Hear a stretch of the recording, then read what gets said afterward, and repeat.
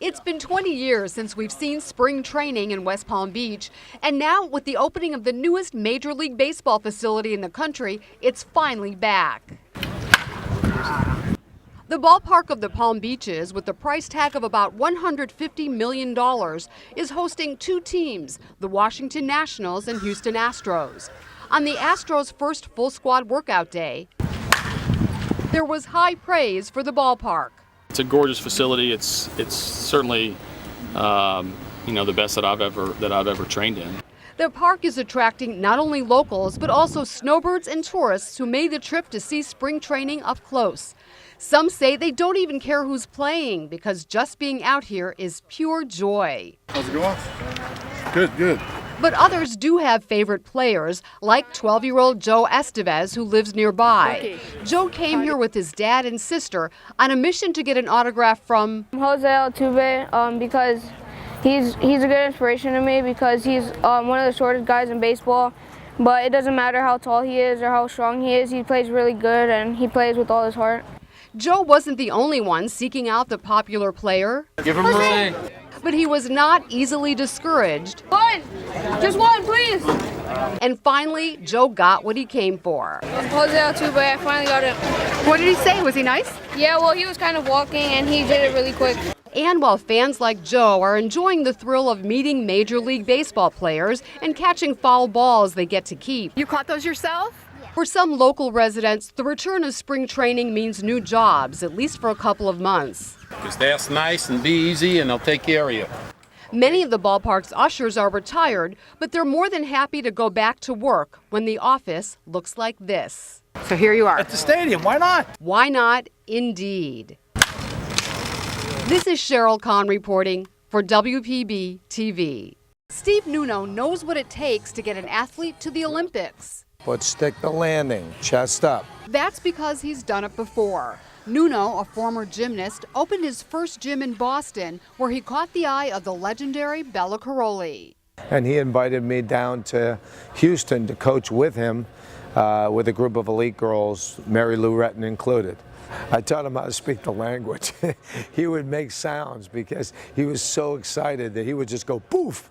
Nuno then coached Shannon Miller through the 1992 and 96 Olympics, where she won 7 medals, 2 of them gold.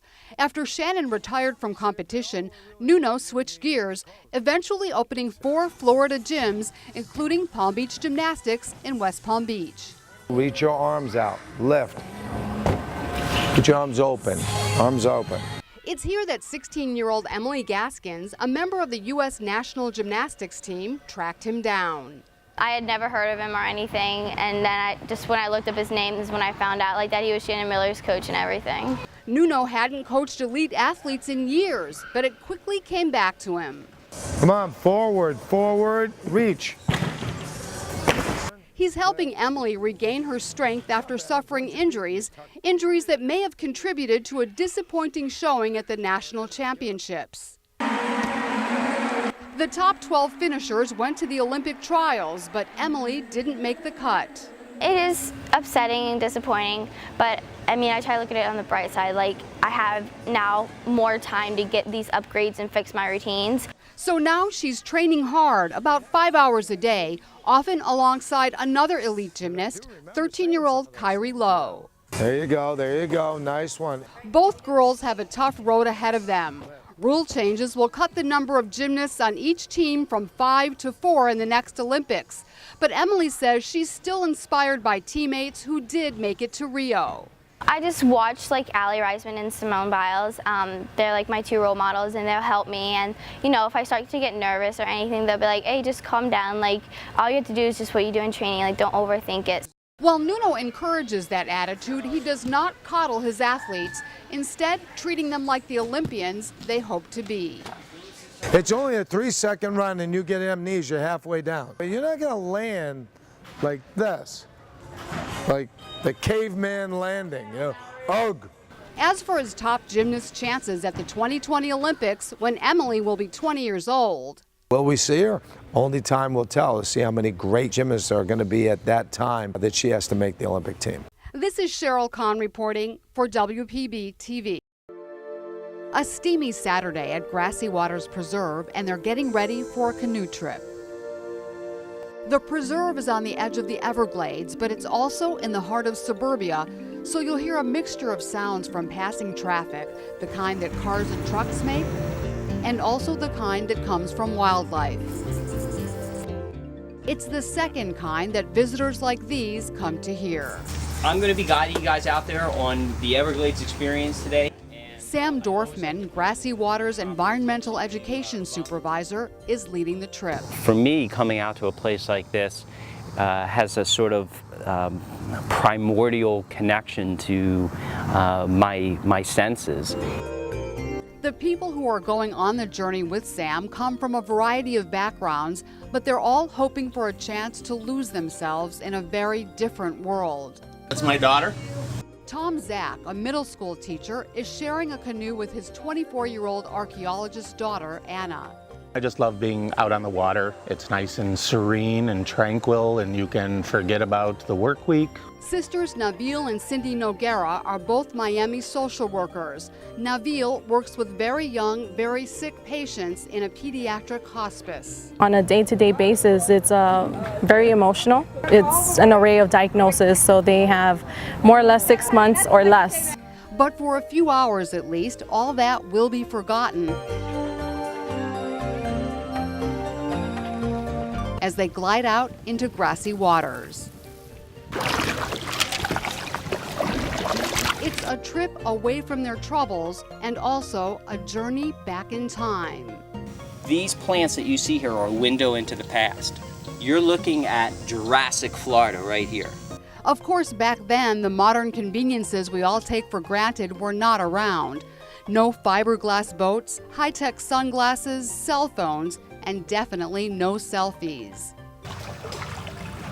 Still, out here in Grassy Waters, if you let yourself, it is possible to imagine the world as it was a very long time ago, as you sink hip-deep into muddy water while tramping across a submerged island, or paddle past water lilies and razor-sharp sawgrass.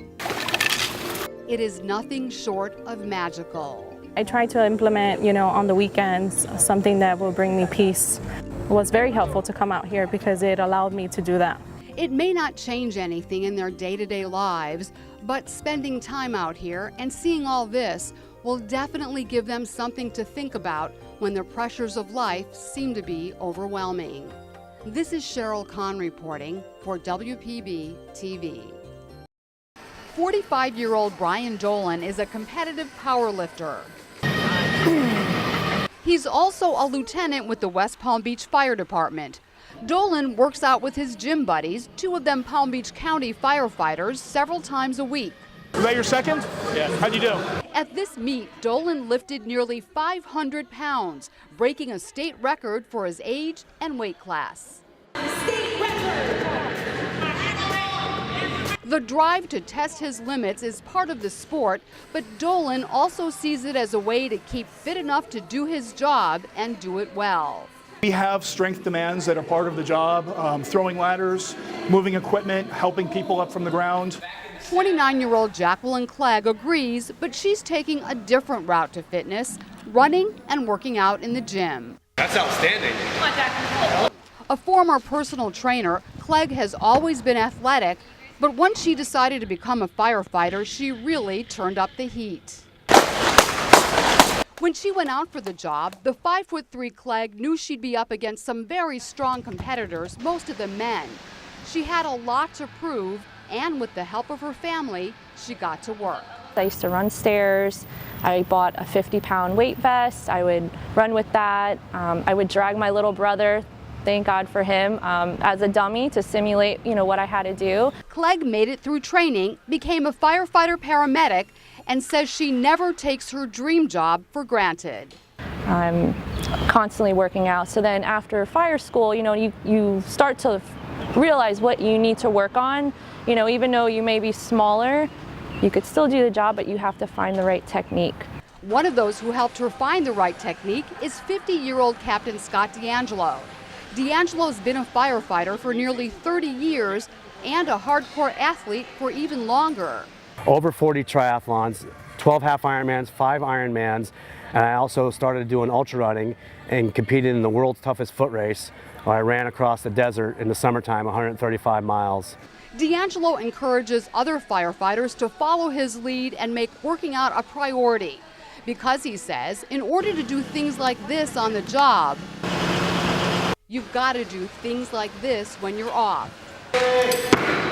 And he says staying in shape is even more critical for veteran firefighters like himself. Because it's a very physical job, and I don't want to drop dead at work, and I don't want to drop dead as soon as I leave, as soon as I retire. It just gets a lot harder when you get older. You have to train, you have to work out, you have to make sure your body's in shape. You have to rest when you have the opportunities to rest. Because while firefighters are considered by many to be heroes, they are, after all, only human. This is Sheryl Kahn reporting for WPB TV.